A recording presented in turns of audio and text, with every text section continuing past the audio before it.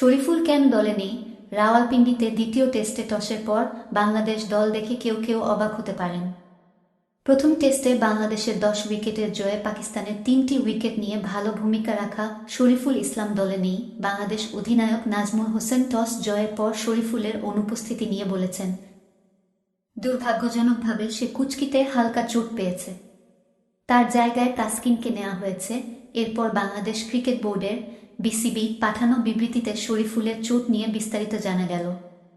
বিসিবির বিবৃতিতেও জানানো হয়েছে, কুঁচকিতে টান লাগায় পাকিস্তানের বিপক্ষে দ্বিতীয় টেস্টে তাকে বিবেচনা করা হয়নি। রাওয়ালপিন্ডিতে গত রোববার প্রথম টেস্টের শেষ দিনে 10 উইকেটে জিতে সিরিজে এগিয়ে যায় বাংলাদেশ। সে ম্যাচের পরই কুঁচকিতে অস্বস্তিবোধের কথা টিম ম্যানেজমেন্টকে জানিয়েছেন শরীফুল।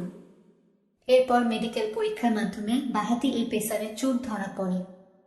জাতীয় দলের ফিজিও বায়েজিদুল ইসলাম তার চোট নিয়ে বলেছেন, প্রথম টেস্টের পর শরীফুলের এমআরআই করানো হয়। তার অ্যাডাক্টরে পেশি গ্রেড 1 পর্যায়ে টান লেগেছে। এসব চোটে সেরে উঠতে সাধারণত 10 দিন লাগে। সে পুনর্বাসন প্রক্রিয়া শুরু করেছে। প্রথম টেস্টে নতুন বলে ভালো করেছিলেন শরীফুল। পাকিস্তানের প্রথম ইনিংসে 7ম ওভারে অধিনায়ক শান মাসুদ ও 9ম ওভারে বাবর আজমকে তুলে নিয়েছিলেন। পাকিস্তানের দ্বিতীয় ইনিংসে তার শিকার হন ওপেনার সাইম আইয়ুব। শরীফুলের জায়গায় 14 মাস পর টেস্ট দলে ফেরা তাসকিন বোলিংয়ে নেমেই উইকেট পেয়েছেন।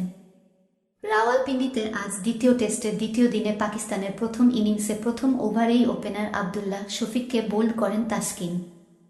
প্রথম দিন ভেসে গেছে বৃষ্টিতে।